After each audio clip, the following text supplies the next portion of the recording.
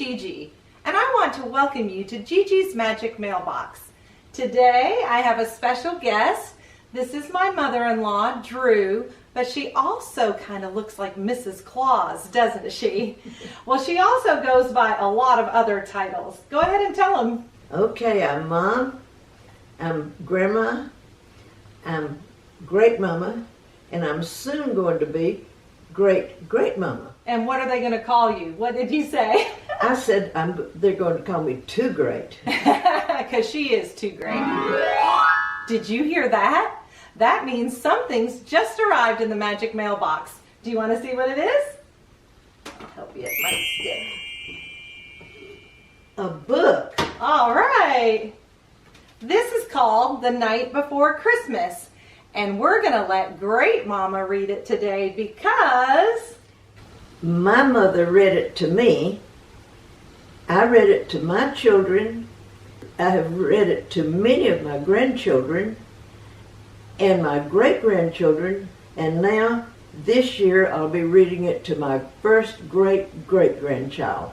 That is so exciting. All right. Well, do you want to hear Great Mama read this story? If you have your own copy, go grab it and you can read along with her. Let's get started.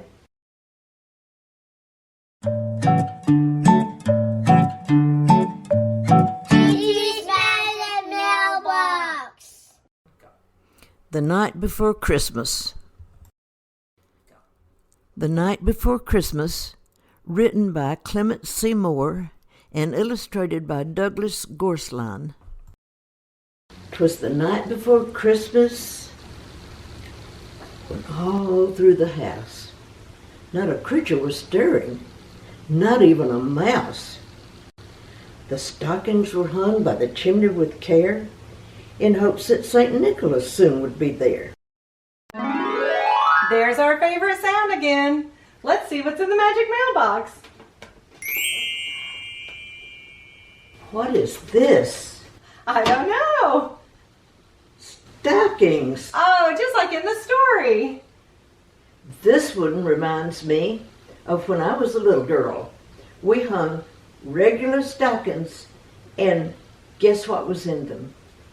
Fruit, nuts, and occasionally some candy.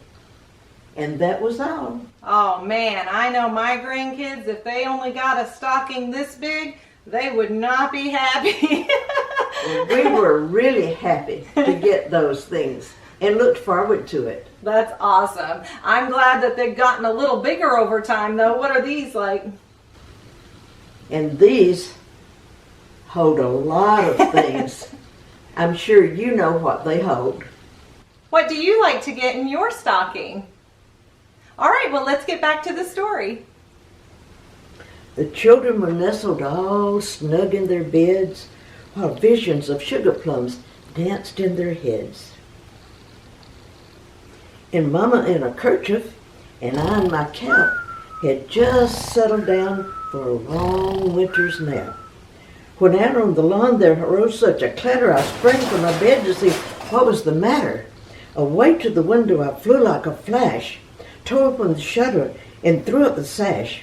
The moon on the breast of the new-fallen snow gave a luster of midday to objects below. When what to my wondering eyes should appear but a miniature sleigh and 8 tiny reindeer, with a little old driver so lively and quick, I knew in a moment it must be, guess who? St. Nick. Did you hear that? That means something's in the Magic Mailbox. Aww. Like in the story, this is a St. Nicholas statue, but it's more than a statue, and this is Mrs. Claus. They're little salt and pepper shakers, and what I really love about them is when you put them together, they kiss. I just think that's so cute. I've had these for many, many years, and I always look forward to putting them out at Christmas time. Do you have something special you like to put out? I have a lot of special things that I put out, and especially on my Christmas tree. One ornament means a lot. It's Mr. and Mrs. Santa dancing together. Aw, that's cute. Just like this, they kiss and they dance. There you go. Well, let's see what else happens in the story. More rapid than eagles his coursers they came. He whistled and shouted and called them by name. Now Dasher, now Dancer, now Prancer and Vixen, on Comet, on Cupid, on Donder and Blitzen, to the top of the porch, to the top of the wall. Now dash away, dash away, dash away all. There's that sound again. Let's see what's in the magic mailbox. Oh, look, it's the 8 reindeer, just like in the story. Dasher, Dancer, Prancer, Vixen. Comet, Cupid, Donder, and Blitzen. See if you can name them all. There are 8. But some stories often talk about a 9th reindeer. Do you know who that is? I know who he was. Who was it? Do you know? I do. Rudolph with the red nose. But he's not in this story. But maybe watch for Gigi's Magic Mailbox to do a story on Rudolph this Christmas. All right, well, let's get back to the story. As dry leaves that before the wild hurricane fly, when they meet with an obstacle mount to the sky, so up to the housetop the coursers they flew, with a sleigh full of toys and St. Nicholas too. And then in a twinkling I heard on the roof the prancing and pawing of each little hoof. As I drew in my head and was turning around, down the chimney St. Nicholas came with a bound. He was dressed all in fur from his head to his foot, and his clothes were all tarnished with ashes and soot. A bundle of toys he had flung on his back, and he looked like a peddler just opening his pack. His eyes, how they twinkled, his dimples how merry. His cheeks were like roses, his nose like a cherry. His droll little mouth was drawn up like a bow, and the beard on his chin was as white as the snow. The stub of a pipe he held tight in his teeth, and the smoke, it encircled his head like a wreath. He had a broad face and a little round belly that shook when he laughed like a bowl full of jelly. He was chubby and plump, a right jolly old elf, and I laughed when I saw him in spite of myself. A wink of his eye and a twist of his head soon gave me to know I had nothing to dread. Did you hear that? What is it? Check it out. All right, let's see. Oh, look, maraschino cherries. Why did the mailbox bring us cherries? Because Santa's nose looked like a cherry. Oh, it sure did. That's right. And his belly was like jelly. Santa's just made up of all kinds of food, isn't he? Well, let's see what else Santa is in the story. He spoke not a word, but went straight to his work and filled all the stockings, and then turned with a jerk, and laying his finger aside of his nose, and giving a nod, up the chimney he rose.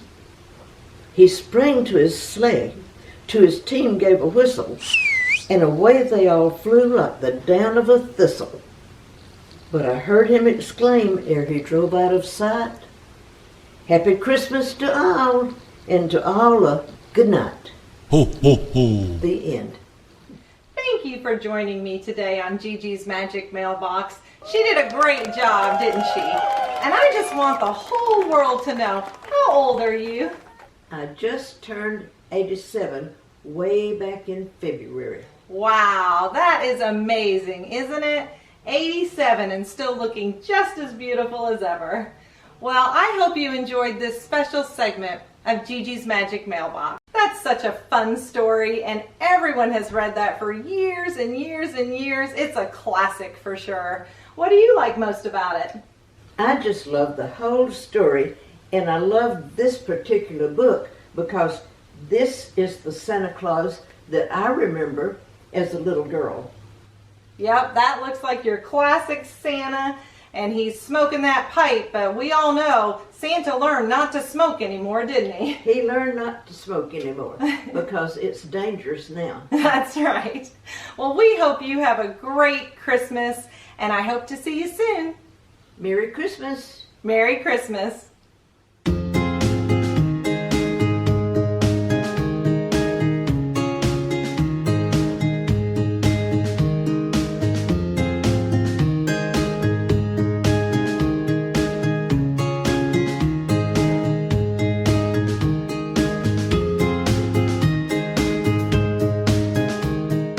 Whenever you're ready. Did you hear that? Wait, let me do it again. I was too fake. All right. Hold on.